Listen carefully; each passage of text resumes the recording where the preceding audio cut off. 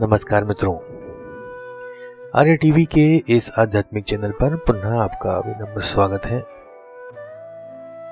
आज के इस नए एपिसोड में हम मनाचे श्लोक के 165वें श्लोक का विवेचन सुनेंगे।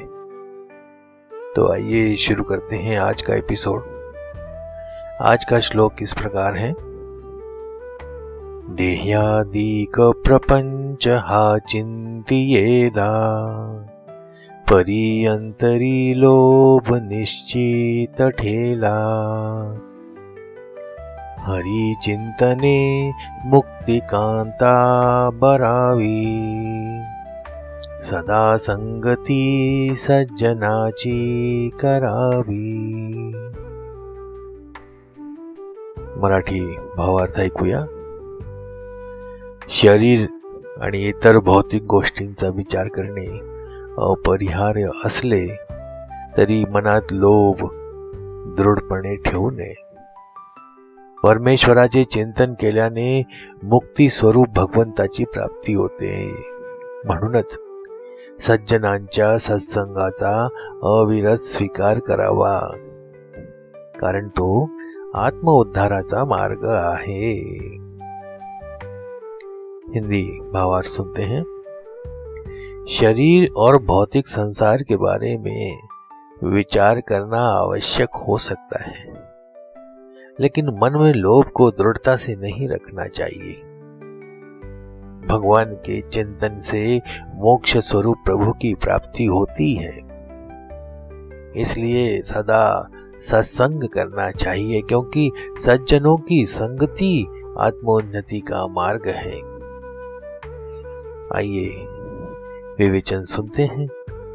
रामदास स्वामी जी ने इस श्लोक में एक अत्यंत गूढ़ और जीवन के वास्तविक स्वरूप को प्रस्तुत करने वाला विचार व्यक्त किया है।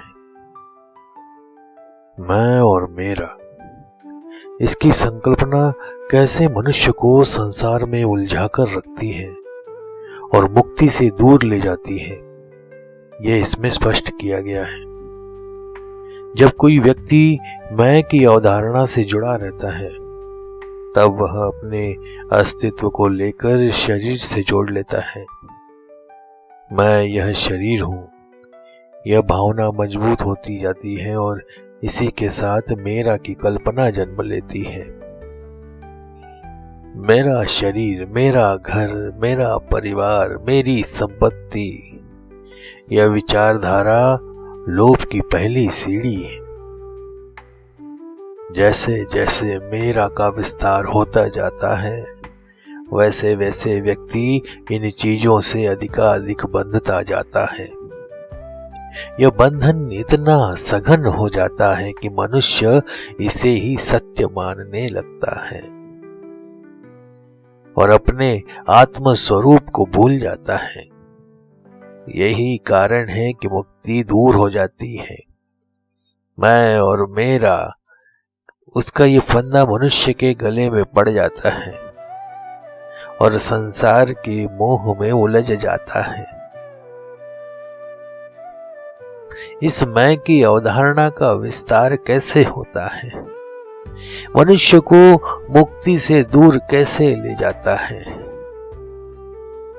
मनुष्य जब जन्म लेता है तब वह पूरी तरह निर्दोष और निष्पाप होता है, लेकिन जैसे जैसे वह बड़ा होता है उसे मैं और मेरा का ज्ञान दिया जाता है। बचपन से ही उसे सिखाया जाता है, यह तेरा है, यह मेरा है। धीरे धीरे यह संकल्पना मन में गहराई से बैठ जाती है और व्यक्ति अपने अस्तित्व को केवल शरीर से जोड़ने लगता है। मैं कौन हूं, इस प्रश्न का उत्तर वह अपने शरीर की पहचान के आधार पर देने लगता है। मैं अमुक व्यक्ति हूं, मेरा नाम अमुक है, मेरा देश, मेरा धर्म, मेरी जाति, मेरा परिवार। इस प्रकार मैं की संकल्पना दृढ़ हो जाती है और व्यक्ति देह बुद्धि में फंस जाता है। मेरा घर, मेरा धन, मेरा परिवार, ऐसी कल्पनाओं से मनुष्य अपने चारों ओर एक जाल बुनता जाता है। यह जाल इतना सघन हो जाता है कि इससे निकलना अत्यंत कठिन हो जाता है। धन प्राप्त करने की लालसा के कारण मनुष्य सतत अधिकाधिक धन एकत्र करने में लग जाता है। उसकी इच्छाओं का कोई अंत नहीं होता। इस कारण उसे मुक्ति का विचार करने का अवसर ही नहीं मिलता। जब देह बुद्धि बढ़ जाती है तब मनुष्य अपने पारिवारिक और सामाजिक बंधनों में अत्यधिक जुड़ जाता है। मेरी पत्नी, मेरे बच्चे, मेरे रिश्तेदार, इस प्रकार की भावनात्मक आसक्ति उसे संसार के मोह में बांध देती है। इससे लोभ उत्पन्न होता है और व्यक्ति आध्यात्मिक विचारों से दूर चला जाता है। मैं ही श्रेष्ठ हूँ, मेरा मत ही सत्य है, इस प्रकार की अहंकारमयी धारणाओं के कारण व्यक्ति स्वयं को दूसरों से अलग और उच्च मानने लगता है। यह अलगाव अहंकार का मूल कारण बनता है और मुक्ति के मार्ग में अहंकार सबसे बड़ा बाधक होता है। रामदास स्वामी बताते हैं कि इन संबंधों और बंधनों से मुक्त होने का एकमात्र उपाय है हरि चिंतन और सज्जनों की संगति। हरि चिंतन मतलब भगवान के निरंतर ध्यान, नाम स्मरण और भक्ति से मन पर नियंत्रण करना। जितना अधिक प्रेम परमेश्वर से किया जाएगा उतना ही मैं और मेरा का बंधन शिथिल होता जाएगा। संतों, महात्माओं और सज्जनों का संग करने से लोभ का प्रभाव कम होता है। उनके सानिध्य में आध्यात्मिक विचार जागृत होते हैं और देह बुद्धि नष्ट हो जाती है। इस प्रकार मनुष्य अपने वास्तविक स्वरूप को पहचान सकता है और लोभ के बंधनों से मुक्त होकर मोक्ष के मार्ग को अपना सकता है। रामदास स्वामी ने अपने ग्रंथों में बार बार संसार के मोह का त्याग करने और मुक्ति के मार्ग को अपनाने का महत्व समझाया है। यदि हम इस श्लोक के विचारों को अन्य श्लोकों से जोड़कर देखेंगे तो हमें एक व्यापक दर्शन का बोध होता है। मननाचे श्लोक के 8वें श्लोक को अगर देखें, मना सज्जना भक्ति पंथे जावे। इस श्लोक में रामदास स्वामी ने मन को भक्ति मार्ग पर अपनाने की सीख दी थी और श्लोक 165 में बताया कि लोभ का त्याग और सज्जनों की संगति से मन शुद्ध होता है। यही बात पिछले 8वें श्लोक में थी। मना सज्जना भक्ति पंथे जावे, निज स्वार्थ बुद्धि तजी सर्व भावे। स्वार्थ बुद्धि यानी लोभ का त्याग करने की बात बताई है। जब तक लोभ बना रहता है तब तक भक्ति के मार्ग पर चलना कठिन रहता है। 98वें श्लोक में हमने सुना था, लोभे मना होऊ न कोसि कधी। इसका अर्थ है लोभे मना होऊ न कोसि कधी, बनिसी पुढ़े संकटाती मही। इसमें लोभ से जीवन में संकट उत्पन्न होता है, यह बताया है। यही विचार इस 165 वाले श्लोक में मिलते हैं। जहां अंतःकरण में लोभ न रखने का निर्देश दिया गया है। दासबोध की शिक्षा भी यही है। लोभे पड़ो निया जीव दुखी, तो स्वधर्मी आचरती नाही। अर्थात लोभी व्यक्ति अपने कर्तव्य को भूल जाता है और स्वधर्म से दूर हो जाता है। इसलिए आध्यात्मिक उन्नति के लिए लोभ का त्याग अनिवार्य है। लोभ केवल सांसारिक वस्तुओं के संग्रह तक सीमित नहीं है, बल्कि मानसिक और आध्यात्मिक बंधनों को भी जन्म देता है। लोभ के कारण मनुष्य की इच्छाएं बढ़ती जाती हैं और उसका संतोष समाप्त हो जाता है।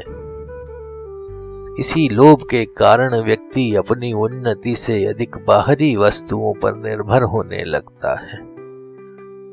लोभ बढ़ने पर मन चंचल हो जाता है और स्थिरता समाप्त हो जाती है।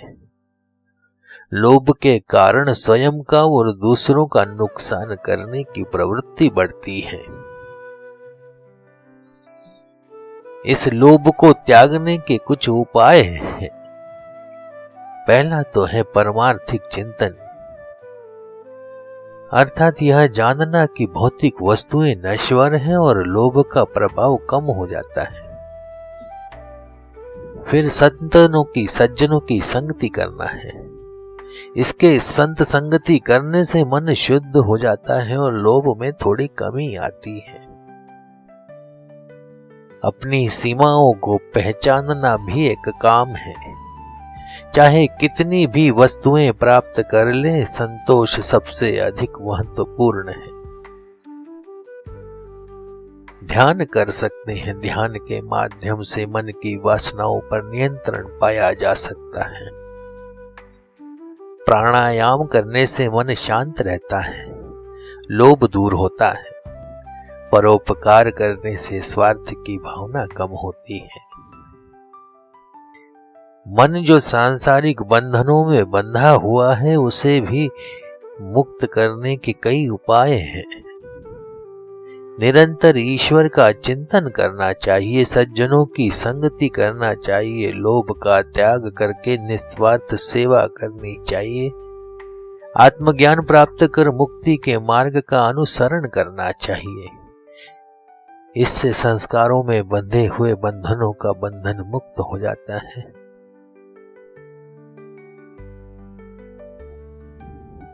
समाज की नैतिक और आध्यात्मिक उन्नति के लिए भी यह अत्यंत महत्वपूर्ण है। रामदास स्वामी जैसे संतों ने आत्मशुद्धि और समाज सुधार का संतुलन बनाए रखा। उनके विचारों का प्रभाव इस प्रकार देखा जा सकता है। संतों के विचारों से समाज में नैतिक मूल्यों की स्थापना होती है। भक्ति आंदोलन ने विभिन्न जातियों और धर्मों को एकजुट करने का प्रयास किया। रामदास स्वामी ने अपने शिष्यों के माध्यम से समाज सेवा और धर्म रक्षा पर विशेष बल दिया है। आधुनिक जीवन में अगर हम देखें तो व्यक्ति को मानसिक संतरास बहुत है, प्रतिस्पर्धा का तनाव है। इस परिप्रेक्ष्य में संत विचारों का पालन करने से मन की शांति प्राप्त की जा सकती है। स्वयं पर नियंत्रण करने से आत्म संयम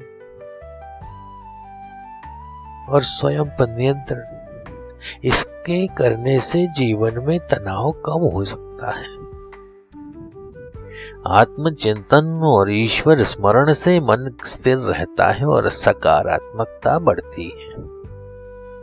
आज के समाज में नैतिक पतन तेजी से बढ़ रहा है और इसे संत साहित्य की सहायता से सत्य, प्रेम और करुणा के महत्व को समझाया जा सकता है। स्वार्थ त्याग और परोपकार की भावना का विकास करना पड़ेगा। संत साहित्य जो है वो समाज सुधार का एक सशक्त माध्यम है। जातिगत भेदभाव, असमानता, अस्पृश्यता को समाप्त करने के लिए संत विचार प्रभावी सिद्ध हो सकते हैं। एकता का संदेश देकर समाज में समानता और सद्भावना को बढ़ाया जा सकता है। रामदास स्वामी के विचारों में नेतृत्व, संगठन और प्रबंधन के सिद्धांत समाहित हैं। वर्तमान में व्यावसायिकों, प्रबंधकों के लिए संत विचार मार्गदर्शक सिद्ध हो सकते हैं, क्योंकि संतों का आत्म अनुशासन और कर्तव्य निष्ठा आधुनिक प्रबंध सिद्धांतों के अनुरूप है। संत साहित्य केवल धार्मिक ग्रंथ नहीं है, बल्कि यह जीवन जीने की एक विचारधारा है। आज के तनावपूर्ण जीवन में संत विचारों का अनुसरण करने से मानसिक शांति, सामाजिक सुधार और नैतिक उन्नति प्राप्त कर सकते हैं। यदि रामदास स्वामी की शिक्षाओं को सही तरीके से अपनाया जाए तो आधुनिक युग में भी उनके विचार कालातीत सिद्ध हो सकते हैं। तो मित्रों, आज का विवेचन यही समाप्त करते हैं। अगर आपको हमारी वीडियो पसंद आ रहे हैं तो इसे लाइक अवश्य करें और अपने इष्ट मित्रों के साथ शेयर करना न भूलें। आपने अभी तक हमारे चैनल को सब्सक्राइब नहीं किया है तो आज और अभी इसे सब्सक्राइब करें, ताकि आने वाले वीडियो के नोटिफिकेशन आपको समय पर मिलते रहें। तो मिलते हैं अगले एपिसोड में एक नए श्लोक और उसके विवेचन के साथ। तब तक के लिए जय जय रघुवीर समर्थ। नमस्कार।